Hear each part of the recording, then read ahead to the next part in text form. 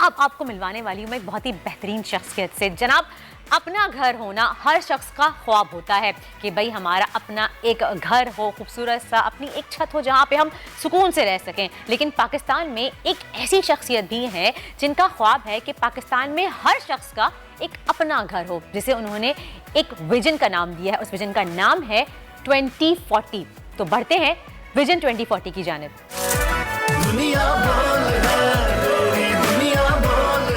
अब हम आपको बताएंगे कि ये विजन 2040 आखिर है क्या। इसके मॉडल के मुतालिक कुछ जानेंगे जो कराची हैदराबाद मोटरवे पर तामीर किया जा रहा है। कमांडर बिल्डर्स का ये शानदार project commander city welfare city का ये मॉडल 2025 तक मुकम्मल किया जाना है, जो विजन 2040 का पहला हिस्सा है। इसी पर बात करने के लिए हमारे साथ मौजूद हैं कमांडर बिल्डर्स के chairman commander retired Mohammad Zakir साहब। अस्सलाम वालेकुम एंड वेलकम टू दुनिया बोल है। कैसे हैं आप? अल्हम्दुलिल्लाह। एंड अब दोबारा से हमारे शो में एक दफ़ा दोबारा से आप कहूँगी मैं welcome, thank you so much for coming. अच्छा, मुझे ये बताइए कि एक विजन 2040 बेसिकली है क्या और इसको बनाने के पीछे मकसद क्या है आपका? देखिए, हम सब इस मुल्क में रहते हैं, हम सब इस मुल्क से बहुत प्यार करते हैं और हम सब की ख्वाहिश है कि ये मुल्क भी दुनिया में तरक्की करे जिस तरह इस वक्त तरक्की याफ्ता अक़वाम हैं, और हम किसी के अंडर ना रहें, हम अपने पाँव पे खड़े हों। लेकिन जब हमने देखा कि 75 साल गुजर गए हैं और वो सब कुछ नहीं हो पाया जो हम सबका ख्वाब था, जो अल्लामा इकबाल का ख्वाब था, जो कायदे आज़म ने पाकिस्तान को जिस तरह से देखा था कि ये मुल्क इस तरह से फ्लोरिश करेगा, उसने उस तरह से नहीं किया। अब उसके जो असबाब हैं उसको जब मैंने स्टडी किया एज इंडिविजुअल कि मैं क्या कर सकता हूँ आफ्टर माय रिटायरमेंट, फ़ौज से निकलने के बाद इस मुल्क के लिए इससे बेहतर मैं क्या कर सकता हूँ, तो उसमें फिर मैंने एक विज़न डिवाइस किया जिसको मैंने विज़न 2040 का नाम दिया कि मैं ऐसी बस्तियाँ बसाऊँगा इंशाअल्लाह इस मुल्क में जिसके अंदर मैं वो निज़ाम लेके आऊँगा जो हम सब की ख्वाहिश है कि इस मुल्क में होना चाहिए। अब ये नॉन पॉलिटिकल विज़न है। देखें, पॉलिटिकल तरीके से तो हमने देखा कि तब्दीली नहीं आ रही। हमने सबको आजमा लिया, हमने फ़ौज भी आई, उन्होंने भी 30 साल ज़ोर लगाया, ऑलमोस्ट तमाम सियासी पार्टियां हमने देख ली। अब आगे आहिस्ता आहिस्ता उम्मीदें दम तोड़ रही हैं और इस वक्त हमें कोई ऐसा ऑप्शन बेहतर नज़र भी नहीं आ रहा। तो क्यों ना मिल के हम सब अपना किरदार अदा करें और किसी एक जगह, किसी एक प्लेटफॉर्म पे बैठ के हम सब इस मुल्क की प्रॉस्पेरिटी के लिए काम करें। अब उस पर जिस चीज़ की हमें ज़रूरत है, जैसे हमें सिक्योरिटी चाहिए, हमें बेहतर एजुकेशन चाहिए अपने बच्चों के लिए, हमें उनकी करैक्टर बिल्डिंग चाहिए, हमें स्किल डेवलपमेंट चाहिए, हेल्थ केयर चाहिए, ठीक है, बेहतरीन एक इंसाफ का सिस्टम चाहिए ताकि कोई किसी के साथ ज्यादती ना कर सके, जिसकी सबसे ज़्यादा ज़रूरत है, ठीक है। हमें साफ़ सुथरा माहौल चाहिए अपने बच्चों के लिए जहाँ बेखौफ व ख़तर हम मूव कर सकें कम से कम सोसाइटी में। तो देखिए, मुल्की सतह पे तो प्रॉब्लम हमें नज़र आ रहे हैं हर जगह पे कि आप इवन डिफेंस में भी वॉक नहीं कर सकते कि अभी कोई लुटेरा आएगा मोबाइल छीन के एग्जैक्टली। और यही बात हमेशा इस बात का जिक्र करते हैं कि एक पहले वक्त था कि जिस वक्त बच्चों की करिकुलर एक्टिविटीज़ होती थी या बच्चों की फिजिकल एक्टिविटी होती थी, वो बाहर खेलने जाते थे। आज माएँ खुद मना करती हैं बिकॉज हम डरते हैं, जो हालात चल रहे हैं बच्चे बाहर खेल नहीं सकते, इसकी वजह से वो घरों में बैठ गए, बच्चों में ओबेसिटी बढ़ रही है, फिजिकल एक्टिविटी नहीं है उनकी कोई, वो मेंटली इतने फ्रेश और एक्टिव नहीं जितने पहले हम लोग थे होते थे। दूसरा ये है कि देखें, जब भी हम डेवलप्ड कंट्रीज़ को देखते हैं, ख़ासकर जब हम मुल्क से बाहर जाते हैं, जिस तरह मैं खुद 40-50 मुल्कों में गया हूँ, ठीक है, वहाँ के हमने सिस्टम देखें, वहाँ पे एक प्रॉपर सिस्टम है जो चल रहा होता है। ठीक है, गवर्नमेंट चेंज होती रहती हैं, लेकिन वो जो सिस्टम है उसकी वजह से लोग प्रॉस्पेरिटी की तरफ जाते हैं, ठीक है। उस सिस्टम की यहाँ पे कमी है, ठीक है। लीडरशिप का फुकदान तो हमें शुरू से रहा ही है कि हमें वो दयानतदारी और वो जो असल में जो कायदे आज़म की सोच थी, उस सोच का लीडर अभी तक हमें नहीं मिल सका। लेकिन एज अ नेशन, एक कौम होकर हम क्यों ना काम करें मिल के, किसी एक जगह बैठ के, कोई एक चार दीवारी लगा के कि इस चार दीवारी के अंदर कोई लुटेरा नहीं आएगा, इस चार दीवारी के अंदर कोई बदमाश नहीं आएगा, इस चार दीवारी के अंदर हम एक अच्छा निज़ाम लाएंगे, ठीक है। उसमें लोग फिर आपके साथ शामिल होना शुरू हो जाते हैं जब आपकी नीयत अच्छी होती है। तो ये विजन मैंने इस तरह से प्लान किया था कि मैं इसको 3 हिस्सों में करूंगा, विजन 2025, विजन 2030 और विजन 2040। तो यानी ये आपका विजन 2040 है। 2040 तक हमने 10 लाख घर बना के 50 लाख लोगों को एक चार दीवारी के अंदर ला के एक इकोनॉमिक पावर बनाना है। ये विजन है हमारा, जिस पे हम चल पड़े हैं अल्हम्दुलिल्लाह। हम पिछले 3 सालों से चल रहे हैं माशाल्लाह। और 25 में हमारा जो पहला फेज है कि इस विजन का एक मॉडल पूरी दुनिया के सामने आना चाहिए, वो मॉडल इस वक्त कंप्लीशन की तरफ जा रहा है जो 25 में कंप्लीट हो जाएगा। ज़बरदस्त। अब मैं व्यूअर्स को ये बताती चलूँ कि ये जिस हम बात कर रहे हैं विजन 2040 की, ये हैदराबाद यानी कराची से हैदराबाद जाते हैं उस मोटरवे पे तामीर किया जा रहा है और वेलफेयर सिटी का ये मॉडल 2025 तक जैसे कि आपने बताया मुकम्मल हो जाएगा और इसका पहला हिस्सा 2040 तक आप एक्सपेक्ट कर रहे हैं कि मुकम्मल हो जाएगा, वो आखिरी हिस्सा होगा 2040 तक तो पूरे मुल्क में फैल और 2025 से इसका पहला जो है वो स्टार्ट हो जाएगा। अच्छा 2040 और 25 तक के जो ये कंप्लीट होगा आपका विजन, तो इसमें क्या क्या फैसिलिटीज़ हमें मिलेंगी?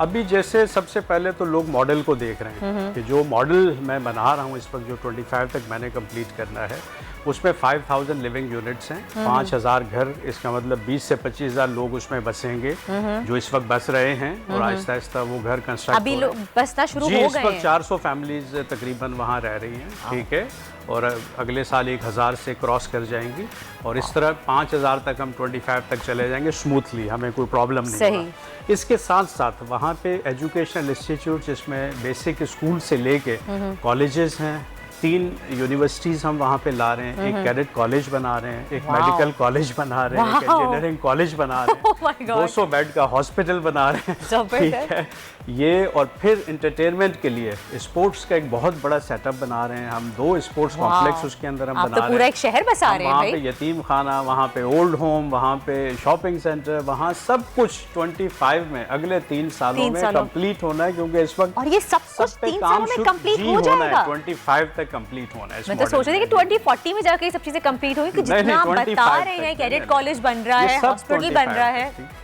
अमेजिंग, सीरियसली बहुत एक लकी होंगे कोई जो यहाँ पे अभी से रहना शुरू कर रहे हैं, जो लोग रह रहे हैं और जो 2025 में रहना शुरू करेंगे। तो इतना बड़ा एक प्रोजेक्ट आप इम्प्लीमेंट दे रहे हैं, मैं इसको विजन ही कहूँगी कि इतना खूबसूरत आपका ये विजन है। तो कई मुश्किलात का सामना करना पड़ा होगा आपको? तो देखिए मुश्किलात तो शुरू में तो बहुत ज़्यादा आई, क्योंकि सबसे जो बड़ा मसला था वो था पैसे का। 20 अरब रुपए चाहिए इस मॉडल को कंप्लीट करने के लिए, ठीक है। तो 20 अरब रुपया, चूँकि जब मैंने इसको स्टार्ट किया मेरा तो जेब खाली था ऑलमोस्ट, ठीक है, मैं तो इतना अमीर आदमी नहीं था, फ़ौज से रिटायर हुआ हूँ, ठीक है। तो इसमें जो सबसे बड़ा मसला फाइनेंसिस का था और मैंने इरादा किया था एक मजबूत कि मैं किसी के आगे हाथ नहीं फैलाऊंगा, मैं सिर्फ रब से मांगूंगा। तो उसमें जो ये विजन बेस कर रहा है ये बेसिकली कुरान पाक की 2 सूरतों पे बेस कर रहा है। मैंने कुरान पाक से ही ये विजन निकाला है, वहीं से डिवाइस किया है। अगर मैं कुरान पाक को मायने के साथ नहीं पढ़ता तो शायद मैं ये विजन नहीं बना पाता, क्योंकि इसमें बहुत डर खौफ था कि इतना बड़ा विजन कैसे इम्प्लीमेंट होगा। लेकिन जब मुझे फार्मूले कुरान पाक से मिल गए, फाइनेंस के लिए मैंने सूरह बकरा आयत 261 जिसका तर्जुमा है कि जो माल तुम अल्लाह की राह में खर्च करते हो उसकी मिसाल ऐसे है कि एक दाने से निकलें 7 बालियाँ, हर बाली में 100 दाने, और रब जिसके लिए चाहे इससे भी ज़्यादा। तो 1 रुपये के बदले रब ने 700 रुपये देने हैं, ठीक है। तो फिर मैंने क्या किया कि मैंने कमाने सिटी में हर 100 घरों में 5 फ्री बेवाओं को देना शुरू कर दिए, ठीक है। मैंने वहाँ फ्री रेस्टोरेंट बनाया, मैंने खाना फ्री देना शुरू कर दिया, ठीक है। आज 50,000 रुपये डेली हम वहाँ खाना देते हैं लोगों को, और 700 को ना 3.5 करोड़ डेली रिटर्न आता है रब की तरफ से। माशाल्लाह। आज हम वहाँ अरबों रुपए में चले गए हैं, वहाँ तेज़ी से कंस्ट्रक्शन हुई, क्योंकि ये जो मैं बता रहा हूँ कैडेट कॉलेज, यूनिवर्सिटियाँ, डिग्री कॉलेज, हॉस्पिटल, पैसा चाहिए, कहाँ से आ रहा है मुझे नहीं पता, लेकिन बरकतें आ रही हैं, मुसलसल कैश फ्लो बढ़ता जा रहा है, हमारे काम आसान होते जा रहे हैं, क्योंकि वो जो रब का वादा था सूरह बकरा 261 आयत में वो रब पूरा करता जा रहा है। और बेशक आपकी इतना नियत देखता है, आपकी नियत साफ और अच्छी नेक नियति से आप कोई काम करेंगे तो क्यों अल्लाह ताला हमारी मदद अच्छा, दूसरा जो मसला था जो आपने कहा कि खतरात और ये, अब इस मुल्क में जो भी अच्छा काम करना चाहे तो इदारे कभी पीछे पड़ जाते हैं, कभी बदमाश पीछे पड़ जाते हैं, ठीक है। पर्चियां पहले पर्चियां आ जाती थी, तो बहुत अब तो पहले पर्चियां आ जाती थी, उससे डर लगता था। लेकिन वहाँ पे भी कुरान पाक से एक आयत मिल गई, लिल्लज़ीन आसनु फी हाज़े दुनिया हसना, जिन्होंने भलाई की उनके लिए दुनिया में भलाई है। ये रब का वादा है, ठीक है। तो उधर फिर मैंने सोचा कि अगर मैं भलाई करूँगा तो रब अपना वादा पूरा करेगा और मुझे दुश्मनों से बचाएगा। तो मैंने भलाई करनी शुरू की, मैंने मिनरल वाटर प्लांट लगाया, मुफ्त मिनरल वाटर, मुफ्त खाने, बेवाओं को घर, यतीमों की कफालत, मतलब ये सब मैंने फ़राख दिली से करना शुरू कर दिया और प्रॉफिट ज़ीरो कर दिया अपना, कि मैं इससे कोई प्रॉफिट नहीं लूँगा, यहाँ का पैसा यहीं के लोगों पे लगाऊंगा और उसमें बरकतें आनी शुरू हो गई। हमारे NOC भी बहुत आराम से हो जाते हैं, इदारे भी हमारी मदद करते हैं। अब सबको पता चल गया है कि ये शख्स एक अच्छा काम कर रहा है, इसको नहीं रोको। तो अल्हम्दुलिल्लाह बरकतें बढ़ती जा रही हैं, अल्लाह का करम बढ़ता जा रहा है और ये सोसाइटी बहुत तेज़ी से इमर्ज हो रही है और फ्लोरिश कर रही है। और इंशाअल्लाह यहाँ एक ऐसा निज़ाम इस कौम को देखने को मिलेगा जो उनकी हसरत है और 2025 के बाद शायद हर शहरी के पाकिस्तान की हसरत बन जाए। ये ख्वाहिश रहेगी कि कमांडर सिटी में आप मेरे लिए तो एक प्लॉट क्या बल्कि कहूँगी डायरेक्ट आप घर ही निकाल लीजिए, घर बुक कर लीजिए। मैं तो 100% कमांडर सिटी में आ रही हूँ कि इतनी फैसिलिटीज़ आपको अंडर वन बाउंड्री मिलना इम्पॉसिबल है, specially cadet colleges, universities, 200 bed hospital plus restaurant, और फिर आपने कहा कि आपको तमाम फैसिलिटीज़ यहाँ मौजूद हैं, डेफिनेटली मार्केट, सुपर मार्केट्स, हर चीज़ आपको अंडर वन बाउंड्री मिलेगा। सही। अच्छा कमांडर साहब ये बताइएगा कि अभी इस वक्त आपको हुकूमत से किस तरह की सपोर्ट दरकार है ताकि ये आपका जो विजन 2040 है ये तेज़ी से मज़ीद आगे बढ़ सके? देखिए, जब भी हम किसी हाउसिंग स्कीम की बात करते हैं तो वहाँ पे कुछ गवर्नमेंट की ऑब्लिगेशंस आ जाती हैं, जिस तरह जो बेसिक वहाँ पे अमेनिटीज़ हैं, पानी फ्राहम करना, बिजली फ्राहम करना, गैस फ्राहम करना, ये गवर्नमेंट की जिम्मेदारी है। मेरे पास अब गैस का कोई सिस्टम नहीं है, हम तो सिलेंडर्स यूज़ कर रहे हैं। अच्छा। ठीक है, अब हमारा केस प्रोसेस में है, बिजली के लिए हम जनरेटर्स यूज़ कर रहे हैं, वो भी केस प्रोसेस में है। ठीक है, अब उस पर आजकल सालों लग जाते हैं। यानी कि अभी तक गैस और बिजली और पानी वहाँ पे नहीं आया। अल्हम्दुलिल्लाह हमने बोरिंग ज़मीन के अंदर रब ने हमें बहुत पानी दे दिया है, तो हमें अगले 100 साल तक फिक्र नहीं है। अच्छा। ठीक है, लेकिन बाकी गवर्नमेंट की तरफ से हमें जो है बिजली और गैस, ये इस वक्त जो रेजिडेंट्स हैं वो बहुत इसकी कमी महसूस कर रहे हैं। बिजली तो अल्हम्दुलिल्लाह हम डीजल से चूँकि जनरेट करें हमारी कॉस्ट ज़्यादा आ रही है, लेकिन लोगों पे हम लोड नहीं डाल रहे, लोगों को 25 रुपये यूनिट हम चार्ज कर रहे हैं, जो कि बहुत कम है। अब तो के इलेक्ट्रिक के रेट बहुत बढ़ गए हैं। केसी ने तो बेड़ा गर्क किया हुआ है, सब आवाम का खून निचोड़ा हुआ है। सर जी इस बारे में बात ना करूँ, क्या दुखती रख पे हाथ रख रहा, फिर अगर केसी के ऊपर शुरू हो गई ना इस वक्त हमारा जो पूरा निकल जाएगा। लेकिन कमांडर सिटी के रेजिडेंट्स को बहुत सुकून है, उनको बहुत कम रेट पे इस वक्त 24 घंटे बिजली मिल रही है, क्योंकि वहाँ पे किसी किस्म की लोड शेडिंग नहीं है। ठीक है, 24 घंटे बिजली अवेलेबल है, साफ़ पानी अवेलेबल है। ठीक है, लेकिन गवर्नमेंट देखें, अगर गवर्नमेंट हमें ना छेड़े ना तो ये भी बहुत है। सही, लेकिन वो भी छेड़ते हैं, अपना काम करने दे ना तो ये भी बहुत है, मैं समझता हूँ। ठीक है, क्योंकि हर चीज़ का हम हल निकाल रहे हैं, खुद से निकाल रहे हैं, बायोगैस पे आ रहे हैं, हम विंड मिल बाहर से इंपोर्ट करने पे अभी फिजिबिलिटी हो रही है, क्योंकि हम विंड कॉरिडोर पे हैं कि हम बिजली बनाएं हवा से। हम सोलर लगा रहे हैं, सोलर लगा रहे हैं, हम किसी तरह कॉस्ट कम करके इसको 10-15 रुपए के अंदर लेके आए ताकि लोगों को सुकून दें, क्योंकि इंडस्ट्रियल जोन भी आना है हमारे सिटी में, तो जो इंडस्ट्रीज़ लगेंगी वहाँ हम सस्ती बिजली कैसे दें।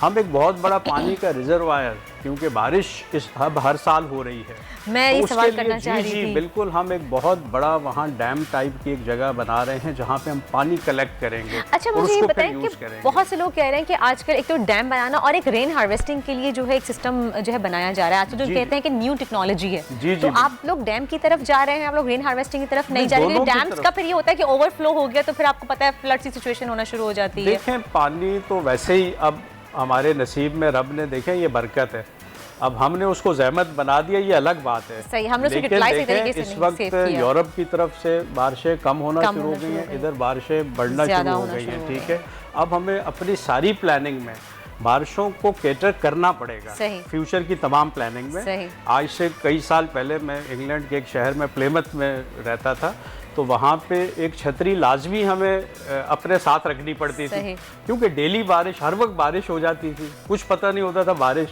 तो उन्होंने अपने आप को उसमें ढाल लिया था, ठीक है ना, पानी कहीं रुकता था ना। अब हमें ये सोचना पड़ेगा कि ये बारिश अब हर साल होनी है, अब किस तरह हम इस पानी को अपने फ़ायदे के लिए इस्तेमाल कर सकते हैं। तो उसके लिए हमें डैम्स तो बहुत ज़रूरी हैं, क्योंकि डैम से फिर आपको सस्ती बिजली 2-3 रुपए यूनिट बिजली कॉस्ट करती है, तो उस तरफ तो हमें आना ही पड़ेगा। लेकिन दूसरी तरफ फिर हमें छोटे लेवल पे जो है इस पानी को कलेक्ट करना पड़ेगा, ताकि हम इसको लोगों के लिए इस्तेमाल कर सकें, साफ पानी, जो इस वक्त सबसे बड़ा मसला है, स्पेशली कराची में तो बहुत अहम मसला है। तो यहाँ पानी जो है वो, वरना यहाँ तो टैंकर्स माफिया भी बनी हुई है भाई, कि आपको सब उसी में, आपको पता है हफ्ते के हफ्ते आपने टैंकर डलवाना है, और टैंकर माफिया ने अपने एक फिक्स डेट्स रखे हुए हैं। अपना एक थिंक टैंक बनाया हुआ है, जिसमें मेरे अंडर कुछ लोग सोचते हैं कि आगे किस तरह से विजन 2040 को किस तरह से हम बेहतर कर सकते हैं, अपना लिविंग स्टैंडर्ड लोगों का किस तरह से अमीर और गरीब एक तरह से वहाँ पे बसेंगे कमांडर सिटी में। तो इस पे हम हर वक्त सोच के कोई ना कोई इसके हल निकालते रहते हैं। तो इंशाल्लाह ये मॉडल 2025 में जब मुकम्मल होगा तो इसको पूरी दुनिया इंशाल्लाह देखेगी। शायद दुनिया में ऐसा कोई मॉडल हो ना, जितना हम इसको खूबसूरत और जितना हम इसको कंफर्टेबल बना रहे हैं अमीर और गरीब के लिए। सही, ठीक है, कोई फर्क नहीं रहेगा। हमारे मुल्क में मसला ये है कि अनइवन डिस्ट्रीब्यूशन ऑफ मनी, ये मेन प्रॉब्लम है। अमीर अमीर तर, गरीब गरीब तर, ये मसला है ना। अब अमीर से पैसा कैसे निकालना, ये बड़ा मसला है। गरीब को तो यहाँ पे गवर्नमेंट को कोई विजन, कोई पॉलिसीज ऐसी बनानी चाहिए कि वो पैसा, अब ऐसा यूरोप में नहीं है, वहाँ अमीर अमीर तर हो नहीं सकता, क्योंकि बाज़-औक़ात 50, 60, 70% आपसे वो पैसा ले लेती है। वहाँ पे रूल्स, रेगुलेशंस हैं, लॉज हैं। हमारे यहाँ प्रॉब्लम ही है, इसलिए तो हम पीछे हैं आज, हमारे लॉज नहीं है, सिस्टम है, सिस्टम है, ठीक है। उस सिस्टम की कमी की वजह से आज हम बदहाली का शिकार हैं। हमारी जो चार दीवारी कमांडर सिटी की है, उसके अंदर हम एक सिस्टम लेके आ रहे हैं, जो इसलिए ये सोसाइटी डिफरेंट है बाकी तमाम सोसाइटी से। थैंक यू जी, बहुत बहुत शुक्रिया आपका हमारे साथ इस वक्त मौजूद थे रिटायर्ड कमांडर मोहम्मद जाकिर साहब, जिनका एक बहुत ही खूबसूरत सा, बहुत हसीन सा विजन है, विजन 2040, जिसके बारे में आज आपको ही पता चला कि इतनी फैसिलिटीज़ आपको मिलेंगी अंडर वन बाउंड्री, और ये वाकई अपने आप में एक बेमिसाल प्रोजेक्ट होगा, इसमें कोई शक नहीं। और हमारी दुआ है कि कमांडर साहब का ये प्रोजेक्ट, जो इनका विजन है 2040, वो जल्दी पाए, तकमील तक पहुंचे, और इंशाअल्लाह 2040 में कंप्लीट हो जाएगा। इसका पहला जो इसका हिस्सा है, जो मरहला है, वो 2025 तक इंशाअल्लाह कंप्लीट हो जाएगा। हमारी दुआएं आपके साथ हैं।